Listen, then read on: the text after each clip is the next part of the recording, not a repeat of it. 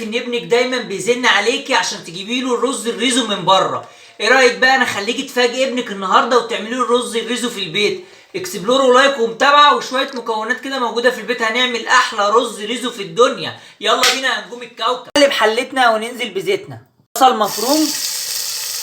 بصوا بقى دي صدور فراخ متقطعه كريهات صغيره بالشكل ده كده. هنزل فوق البصل اول ما احس ان هو دبل. بعد ما الفراخ بقى استوت والبصل كده خد لون بني خفيف هنزل بالرز.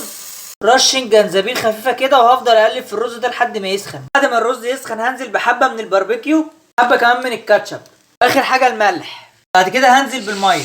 بعد ما يغلي بالشكل ده اغطيه واحط عليه شمعه. انا عايزك تنادي حماده وكمان مياده وتقولي لهم الرز الريزو هيتعمل في البيت مع شويه ستريبس بقى، حاجه روعه جدا. قرب كده يا عم الحاج. شايف الرز؟ روعه. فراخك بقى وحركاتك وتكاتك، واوعى اكسبلوروا لايك ومتابعه لو شايفين ان انا استحق يا نجوم الكوكب.